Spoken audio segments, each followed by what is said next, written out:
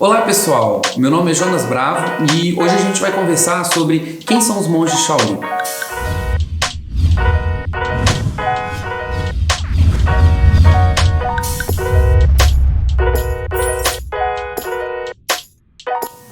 Se você já viu algum filme de Kung Fu, se você já teve algum contato com esse mundo marcial, você provavelmente conhece a história dos monges Shaolin. Você já deve ter ouvido falar do Templo Shaolin. Você vai ver como essas pessoas se focavam tanto numa vida de trabalho religioso, como também de artes marciais. Mas a verdade é que é tudo muito mais complexo do que parece. Então, em primeiro lugar, o Templo Shaolin é um templo budista. Ele foi fundado ali por volta de 495 d.C. por um monge indiano que pediu autorização para um dos reis da região ali de Henan para poder construir um templo. E aí o rei deixou, ele falou, não, tudo bem, vai lá, deu as terras para esse monge, e aí eles construíram um templo e ele foi sendo basicamente usado para propagar a religião budista. E o que acontece? Os monges que iam nesse templo, eles ficavam lá tendo essa rotina, então eles ficavam o tempo todo ou cuidando do templo ou então cuidando dos campos. Então você tem que lembrar que a gente está falando de muito tempo atrás, vários séculos atrás, onde você não tinha facilidades da civilização que você tem hoje. Então o templo era um local muito isolado e aí os monges tinham que cuidar da sua própria subsistência. Então eles tinham que plantar comida, eles tinham que caçar, eles tinham que fazer essas coisas. Só que nem todo mundo ali no templo seguia o mesmo preceito, ou então seguia o budismo. Por isso tinha alguns monges que eles eram basicamente pessoas que estavam ali meio que para fazer um trabalho braçal, meio que para proteger o templo. E algumas pessoas que eram mais renegadas. Elas seguiam a religião budista, seguiam alguns preceitos, mas nem todos. Então você vai ter uma grande quantidade de conflitos lá dentro do templo. Então as coisas não eram tão simples. E hoje em dia, no Templo Shaolin, você encontra essa divisão que ela é um pouco mais clara. Então você tem a divisão dos monges, que eles são os monges acadêmicos, que são basicamente aqueles monges que estão preocupados com os estudos das escrituras budistas.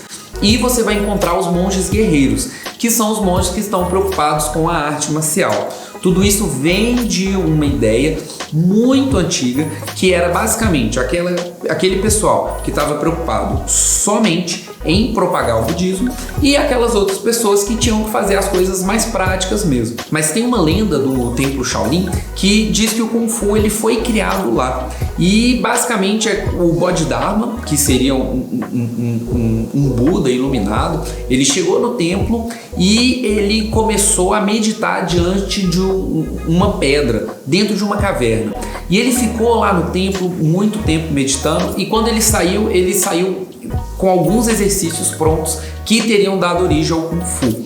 Porém, o Kung Fu ele é muito mais antigo do que o que essa lenda conta. Então, ela provavelmente é uma versão de uma lenda oral que foi passada de geração em geração e acabou ganhando fama.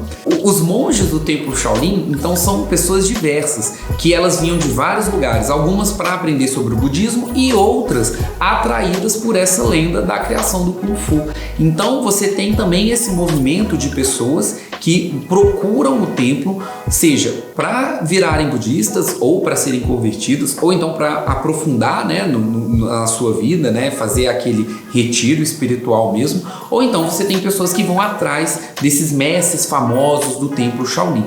E aí você vai ter essas duas vertentes, né? Então você tem as pessoas que são realmente monges e aquelas pessoas que não são tão monges, justamente porque no budismo você primeiro não pode usar a violência, nem mesmo para se alimentar. Por isso que a necessidade de ser vegetariano ela é muito importante. Em contrapartida, você tem um conflito, porque o templo, por ser isolado, ficava numa rota de fuga de bandidos. Então era muito comum que o templo fosse saqueado e atacado. Tanto é que o Templo Shaolin foi destruído várias vezes. E aí ele foi reconstruído, destruído, e muito da história daquele templo se perdeu no meio desse ciclo de destruição e reconstrução.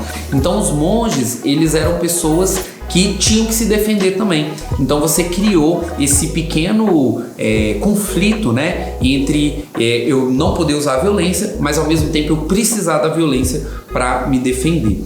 Não é à toa que a arma mais famosa do Kung Fu é justamente o bastão, essa arma que virou um símbolo talvez do templo Shaolin e dos monges Shaolin, da técnica do Shaolin. Porque o bastão ele não tem lâmina, então é uma arma que você pode usar para se defender, ao mesmo tempo que você não oferece tanto risco assim contra o seu adversário. Então é como se fosse uma arma mais pacífica. Não é à toa que existe uma lenda falando sobre o patrono do templo Shaolin, que era o Jin Naluo. Basicamente é uma lenda que conta de um jovem que ele era muito ruim no Kung Fu, então todo mundo zoava ele, todo mundo tirava sarro dele justamente porque ele era muito ruim, ele era muito magro, não tinha força nenhuma, e quando o templo ele é atacado por alguns bandidos e ele começa a ser saqueado, ele pega fogo, esse jovem ele incorpora o espírito do patrono do templo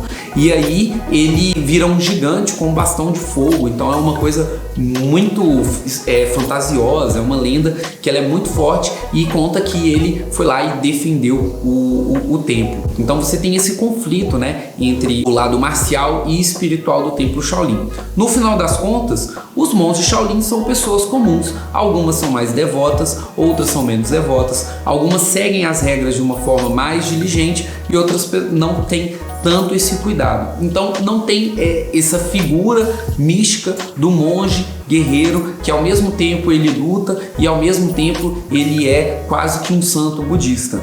Você tem uma mistura de vários tipos de pessoas igual você encontra em qualquer lugar. Então, pessoal, se você quer saber mais algum detalhe sobre a criação do templo Shaolin ou então algumas lendas a mais sobre o templo, só deixar aqui nos comentários que a gente vai te responder. E também, se você gostou desse vídeo, não esquece de dar o seu like e se inscrever no nosso canal. Até mais!